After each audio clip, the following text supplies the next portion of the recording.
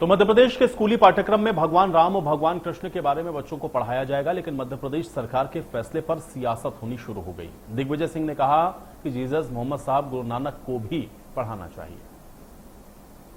मध्य प्रदेश सरकार ने श्री राम पदगमन, श्री कृष्ण पदगमन दोनों बड़े प्रोजेक्ट हाथ में लिए हैं और इन पदगमन के आधार पर मध्य प्रदेश में भगवान राम किन किन स्थान पर गए हैं, उन प्रत्येक स्थान पर जाकर के उन स्थानों को चिन्हित करके उनको तीर्थ के रूप में विकसित करने का सरकार ने पहली बार में गठन के साथ ही निर्णय किया था। हमारे घोषणा पत्र में भी था। मुझे इस बात की प्रसन्नता कि हम इस पे काम कर रहे हैं।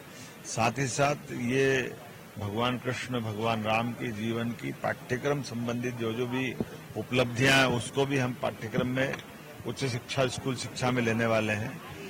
कई सारे निर्णय आज दिन भर अलग अलग सरकार की व्यवस्थाओं पे, चूंकि चुनाव की एक बड़ी इकाई पूरी हुई है तो स्वाभाविक रूप से हम सबका दायित्व बनता है कि इसमें और आगे बढ़े। धार्मिक जो आचरण है हमारी आस्था का प्रश्न है और भगवान राम एक आदर्श पुरुष थे। भगवान राम हमारे आदर्श पुरुष थे। कृष्ण भगवान हमारे आदर्श।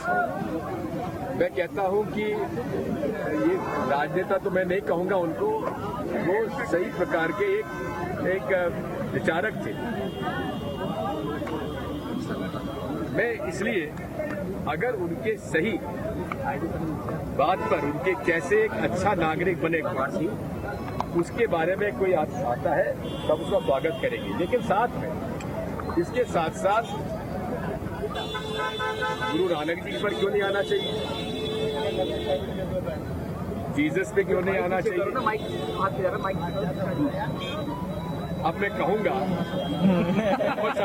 तो आप लोग गजट करके वही सिखाएंगे।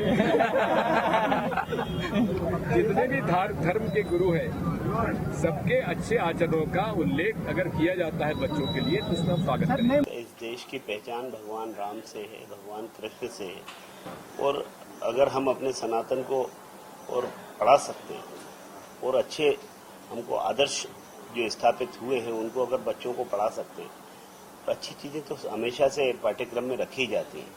एक नई चीज़ कह करके और उसको एक कंट्रोवर्सी कहना, कभी दिग्विजय सिंह जी मदरसे में जाएं और वहाँ कहें कि राम जी का पाठ पढ़ाइए, कृष्ण जी का पढ़ाइए, तो मुझे लगता है कि लगेगा कि वो भी हिंदू है। पढ़ाना चाहिए, लेकिन आप अभी तक उन्हीं को पढ़ाते रहे।